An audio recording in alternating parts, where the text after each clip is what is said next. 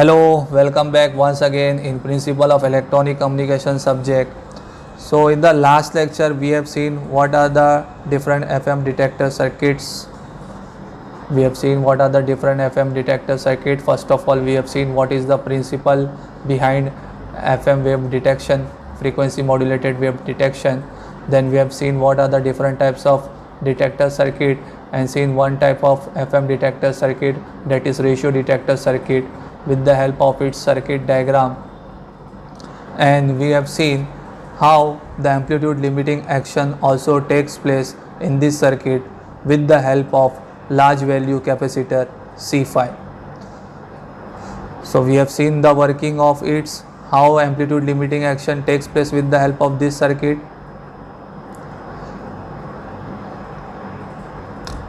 Now we are going to see another type of FM detector circuit that is also given in your syllabus, that is phase lock loop, PLL. So we are going to first see the block diagram of phase lock loop. Why the name is given phase lock loop, we are going to understand, and how many blocks are involved in this particular phase lock loop. We are going to first understand it phase lock loop with the help of its block diagram. So as you can see, I am sharing you the screen. In the screen you are able to see what are the blocks involved in PLL phase lock loop. The very first block you are able to see is phase detector, then it is second one given as low pass filter, then third is error amplifier, and the last one is voltage control oscillator. So first we are going to understand what is phase detector block. So this phase detector block, it is nothing but it is a comparator. The comparator is nothing but it is going to compare the output phase with the input phase. So this comparator block, this phase detector is nothing but a comparator. This comparator block is going to compare the output phase with the input phase. If there is any phase difference, then it is going to generate at the output the error voltage. If any phase difference is there in the output phase and input phase, it will generate error voltage which is exactly proportional to the phase difference of output and input. So this phase detector block, it is nothing but a comparator which will compare the output phase with the input phase, and if there is any phase difference between the output and input, it will proportionally generate an error voltage. तो समझ में आ रहा है आप लोग को. फिर उसके बाद जो नेक्स्ट ब्लॉक है वो लो पास फिल्टर. तो जैसा कि आपको फिल्टर का काम पता ही है, it will remove any ripple present in the input eight the output. तो लो पास फिल्टर सर्किट, लो पास फिल्टर क्या करेगा, जो भी रिपल प्रेजेंट रहेगा एरर वोल्टेज में, वो रिपल्स को क्या करेगा, रिमूव करेगा, स्मूथ करेगा, और आउटपुट में क्या जनरेट करेगा, ripple free error voltage generate करेगा, प्रोड्यूस करेगा. फिर उसके बाद रिपल फ्री एरर वोल्टेज किसको प्रोवाइड करेंगे हम लोग, नेक्स्ट ब्लॉक जो है वो आपके सामने, नेक्स्ट ब्लॉक जो है वो एरर एम्पलीफायर ब्लॉक है. नाउ एरर एम्पलीफायर ब्लॉक क्या करेगा, whatever the ripple free error voltage it is provided, it is going to amplifier with the help of this error amplifier. तो error amplifier block क्या करेगा, जो error voltage, जो ripple free error voltage उसके input में मिल रहा है, वो रिपल फ्री एरर वोल्टेज को क्या करेगा, एम्पलीफाई करेगा, और एम्पलीफाई करके आउटपुट में क्या जनरेट करेगा, एम्पलीफाइड एरर वोल्टेज जनरेट करेगा, which is also known by VC. This VC stand for control voltage. अब ये कंट्रोल वोल्टेज किसको चाहिए, कौन से ब्लॉक को चाहिए, जो नेक्स्ट ब्लॉक आपके सामने है, वोल्टेज कंट्रोल ऑसिलेटर, VCO. ये VCO ही मेन ब्लॉक है ये पर्टिकुलर PLL का. What is the job of voltage control oscillator, voltage control oscillator का क्या जॉब होता है, कैसा वर्किंग होता है, आपको नाम से ही मालूम पड़ रहा होगा, इट इज़ ऑसिलेटर. ऑसिलेटर का काम क्या होता है, आउटपुट में ऑसिलेशंस को जनरेट करता है, आउटपुट में क्या जनरेट करता है, ऑसिलेशंस जनरेट करता है. लेकिन इसका ऑसिलेशंस कैसा रहेगा, किसको कंट्रोलेबल फॉर्म में रहेगा, वोल्टेज के फॉर्म में कंट्रोलेबल रहेगा. यानी वोल्टेज इसको क्या करेगा, उसके ऑसिलेशंस को कंट्रोल करेगा. यानी depending upon the input voltage it will generate the oscillation eight the output. So that's why the name is given voltage control oscillator. तो वोल्टेज कंट्रोल ऑसिलेटर क्या करेगा, जो भी इनपुट में कंट्रोल वोल्टेज मिलेगा वो कंट्रोल वोल्टेज के हिसाब से वो क्या जनरेट करेगा, आउटपुट फ्रीक्वेंसी जनरेट करेगा, आउटपुट ऑसिलेशंस जनरेट करेगा। तो इनपुट में कंट्रोल वोल्टेज दे के आप उसको क्या जनरेट कर पाएंगे, आउटपुट में कंट्रोल ऑसिलेशन जनरेट कर पाएंगे। दैट्स वाई इसको क्या बोलते हैं, वीसी बोलते हैं, कंट्रोल वोल्टेज, यानी वो वोल्टेज कंट्रोल ऑसिलेटर को क्या कर रहा है, कंट्रोल कर रहा है। अब आउटपुट में क्या मिलेगा आपको, आउटपुट में वोल्टेज मिलेगा, आउटपुट में फ्रीक्वेंसी मिलेगा, और ये आउटपुट का फ्रीक्वेंसी आप क्या करते हो, ये आउटपुट का फ्रीक्वेंसी हम लोग फीडबैक करते हैं वापस से कहाँ पे, इनपुट में। This output frequency is again feedback at the input to the phase detector block. तो आप लोगों को समझ में आया क्या है इधर पे। तो फेज़ डिटेक्टर ब्लॉक में वापस से ये आउटपुट का फेज़ जो है वो करेक्ट होके वापस से इनपुट में जाएगा। वंस अगेन जो भी इनपुट का फेज़ है, आउटपुट का फेज़ है, वो क्या होगा, कंपैरेटर। फेज़ डिटेक्टर क्या है, कंपैरेटर है, वो कंपेयर करेगा। फिर भी जो आउटपुट और इनपुट में जो भी फेज़ डिफरेंस है, फिर से फेज़ डिफरेंस जो भी रहेगा करेक्ट नहीं हुआ रहेगा। अगर इनपुट और आउटपुट का फेज़ अभी भी सेम नहीं रहेगा तो फेज़ डिफरेंस रहेगा। फिर वो फेज़ डिफरेंस वापस से प्रोड्यूस होगा, as a error voltage produce होगा। वो एरर वोल्टेज फिर लो पास फिल्टर को प्रोवाइड करेंगे, then ripple free error voltage मिलेगा, देन एरर एम्पलीफायर उसको एम्पलीफाई करेगा, और फिर वापस से उसका कंट्रोल वोल्टेज जनरेट होगा। वो वोल्टेज कंट्रोल ऑसिलेटर को दिया जाएगा, वो हिसाब से फिर से उसकी फ्रीक्वेंसी करेक्ट होगी इन करेक्ट फेज़। तो ये चीज़ चलती रहेगी। अगेन ये कंपेयर होगा, फिर वापस से फीडबैक हो गया, आउटपुट का फेज़ इनपुट में जाएगा, then again it will be compare. ये कंपैरिजन कब तक चलता रहेगा, जब तक का आउटपुट का फेज़ इनपुट के फेज़ के बराबर नहीं होगा। Once the output phase is match with the input phase, तो वो फेज़ में वो स्टेट क्या हो जाएगा, लॉक्ड हो जाएगा। सो दैट्स वाई इसका नाम क्या दिया हुआ है, PLL, फेज़ लॉक लूप। यानी फिर वही फेज़ में वो क्या होगा, ये लूप कंटिन्यूसली क्या होगा, चलता रहेगा। So once the output phase is match with the input phase, तो फेज़ डिटेक्टर कोई एरर वोल्टेज जनरेट नहीं करेगा। There will be no error voltage, then there will be no error free, ripple free error voltage, no amplification. तो जो oscillator generate करेगा, जो frequency, जो phase generate करेगा, फिर वही फ्रीक्वेंसी वही फेज़ में वो क्या होता रहेगा, रन होता रहेगा। दैट्स वाई इसको क्या बोलते हैं, फेज़ लॉक्ड लूप बोलते हैं। यानी वो फेज़ को क्या कर देगा, वो फेज़ को लॉक कर देगा।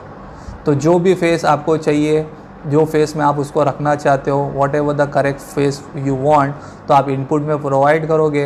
वो आउटपुट का फेज़ जब तक का वो सेम मैच नहीं होगा इनपुट के फेज़ तक का, तो ये कंपैरिजन प्रोसेस ये सब वगैरह चलता रहेगा, कंट्रोल वोल्टेज प्रोड्यूस होता रहेगा। Once the output phase is match with the input phase, then this phase is going to be lock, और ये लूप में वो कंटिन्यूसली क्या होता रहेगा, चलता रहेगा। तो ये जो मैंने अभी आपको एक्सप्लेनेशन दिया हूँ, ये एक्सप्लेनेशन मैंने आपको किसका दिया हूँ, फेज़ लॉक लूप का। इसको फेज़ लॉक लूप क्यों बोलते हैं, क्योंकि लूप का मतलब क्या होता है, फीडबैक। फीडबैक, जहाँ पे फीडबैक रहता है, जो कंटिन्यूस प्रोसेस में रहता है, उसको बोलते हैं लूप बोलते हैं। तो इसका फेज़ क्या हो जाता है, लॉक्ड हो जाता है। जो फेज़ पे आप उसको रखना चाहते हो, वो फेज़ पे वो कंटिन्यूसली क्या हो जाएगा, लॉक्ड हो जाएगा। नहीं, जब तक सेम मैच नहीं होगा आउटपुट का फेज़ इनपुट का फेज़ तक का, ये प्रोसेस कंपैरिजन वगैरह, कंट्रोल वोल्टेज वगैरह जनरेट होता रहेगा। Once the output phase is match with the input phase, तो फिर क्या हो जाएगा, ये फेज़ में वो सिस्टम क्या हो जाएगा, लॉक्ड हो जाएगा। ठीक है, तो आप लोगों को समझ में आ रहा है। मैंने अभी आप लोग को जो एक्सप्लेनेशन दिया हूँ, वो किसका एक्सप्लेनेशन दिया हूँ, मैंने आपको PLL का एक्सप्लेनेशन दिया हूँ। मैंने PLL का ब्लॉक डायग्राम का एक्सप्लेनेशन दिया हूँ। तो PLL में कितने ब्लॉक्स इन्वॉल्व होते हैं, फेज़ डिटेक्टर, लो pass filter, error amplifier end voltage control oscillator. तो ये PLL का यूज़ किस तरीके से FM डीमॉड्यूलेशन में होता है, वो अभी हम लोग को जानना है, वो अभी हम लोग को अंडरस्टैंड करना है। Till now I have explain you only the block diagram of PLL system. तो PLL सिस्टम का किस तरीके से वर्किंग होता है, उसको PLL क्यों बोलते हैं, वो अभी तक मैंने एक्सप्लेनेशन दिया हूँ आपको। अब हम लोग को अपने टॉपिक में ये अंडरस्टैंड करना है कि किस तरीके से PLL को हम लोग यूज़ करते हैं एज अ FM डीमॉड्यूलेटर। ये PLL किस तरीके से FM डीमॉड्यूलेटर के जैसा काम करता है, वो टॉपिक है हमारा, वो अभी हम लोग को अंडरस्टैंड करना है। आई थिंक अभी आप लोग को ये ब्लॉक का मतलब तो समझ में आ ही गया होगा, और इसको फेज़ लॉक लूप क्यों बोलते हैं वो मीनिंग भी आप लोग को क्लियर हो गया होगा। अब हम लोग को आगे ये देखना है कि ये PLL ब्लॉक को किस तरीके से हम लोग यूज़ करते हैं as a FM demodulator. Moving ahead, अब हम लोग को आगे ये देखना है कि किस तरीके से PLL को हम लोग यूज़ करते हैं as a FM demodulator. So PLL as FM demodulator, आपके सामने ये ब्लॉक है दिया हुआ है। Now PLL as FM demodulator में ज़्यादा कुछ डिफरेंस नहीं किया हुआ है, वही PLL का ब्लॉक डायग्राम है, जस्ट हम लोग ने आउटपुट लेने की पोजीशन को चेंज कर दिया है। We are directly taking output from error amplifier with the help of joining one capacitor. तो आउटपुट ऑफ एरर एम्पलीफायर जो हम लोग को कंट्रोल वोल्टेज मिलता था, वही उसी का आउटपुट हम लोग यहाँ पे एज अ डीमोड्यूलेटेड आउटपुट को ले रहे हैं FM PLL as FM demodulator में। तो जो अभी मैंने ब्लॉक आप लोगों को समझाया था वही पूरा ब्लॉक है। VCO भी अपनी जगह पे ही है, VCO भी कहीं रिमूव नहीं हुआ है, जस्ट उसकी पोजीशन हम लोग ने यहाँ पे चेंज कर दी है। हम लोग ने आउटपुट लेने की जगह जो है PLL एज FM डिमोड्यूलेटर में वो हम लोग ने जस्ट चेंज किया है। तो after error amplifier with the help of one capacitor, एक कैपेसिटर को यूज़ करके डायरेक्टली हम लोग आउटपुट डीमोड्यूलेटेड आउटपुट जनरेट कर पा रहे हैं। ना जैसा कि आपको पता है कि PLL में क्या होता है कि PLL में आपको क्या करना होता है, आउटपुट का फेस इनपुट के फेस से क्या करना होता है, मैच करना होता है। Once the output phase is match with the input phase, तो वो स्टेट को क्या बोलते हैं हम लोग, लॉक्ड स्टेट। यानी कौन सा locked state, face lock state. जैसा कि आपको इधर पे PLL का ब्लॉक डायग्राम नज़र आ रहा है, तो ये PLL के ब्लॉक डायग्राम में हम लोग ने यही अंडरस्टैंड किया कि ये कैप्चरिंग स्टेट कब तक चलता रहेगा, जब तक का आउटपुट का फेस इनपुट के फेस के बराबर नहीं होगा। तो ये फेस डिटेक्टर कंपैरिजन कब तक करता रहेगा, एरर वोल्टेज कब तक प्रोड्यूस करता रहेगा, जब तक का ये आउटपुट का फेस उसके इनपुट के फेस के बराबर नहीं होगा, मैच नहीं होगा। Once the output phase is match with the input phase, तो वो स्टेट को हम लोग क्या बोलते हैं, लॉक्ड स्टेट। यानी अब वही फेज़ में अभी वो क्या होगा, कंटिन्यूसली रन होता रहेगा, वही फेज़ में वो चलता रहेगा। तो जब एरर वोल्टेज जनरेट नहीं होगा तो आउटपुट वो कोई फेस करेक्शन की बात ही नहीं होगी। तो वही यूज़ कर रहे हैं, वही कॉन्सेप्ट को हम लोग यूज़ कर रहे हैं एज अ FM डिमोड्यूलेटर में।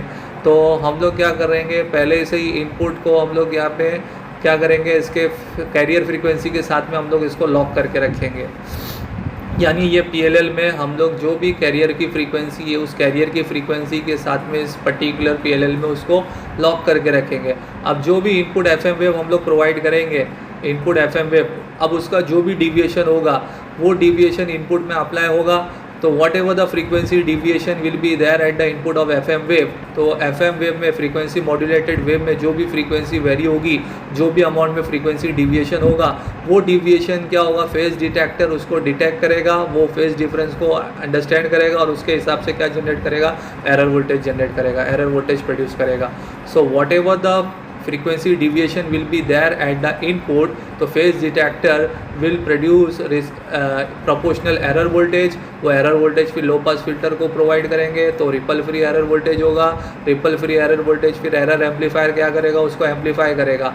अब जो ripple free error voltage amplify हो रहा है वो क्या चीज़ के लिए यूज़ हो रहा है, कंट्रोल वोल्टेज के लिए यूज़ हो रहा है, as a control voltage use हो रहा है, किसके लिए, VCO के लिए।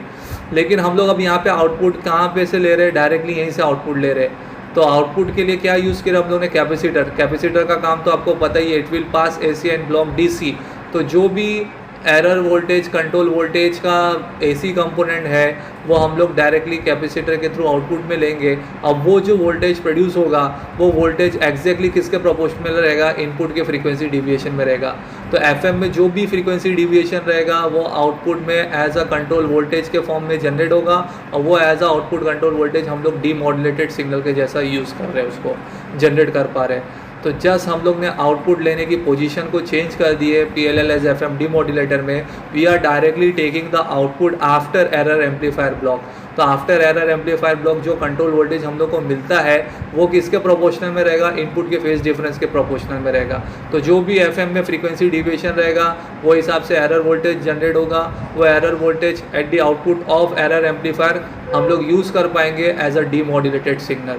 तो जस्ट यही चीज़ इसमें चेंज हुई है PLL FM डीमॉड्यूलेटर में। ये जो इनपुट की आपको फ्रीक्वेंसी नज़र आ रही है, ये पहले से हम लोग इसको किस में लॉक करके रखेंगे, कैरियर फ्रीक्वेंसी में।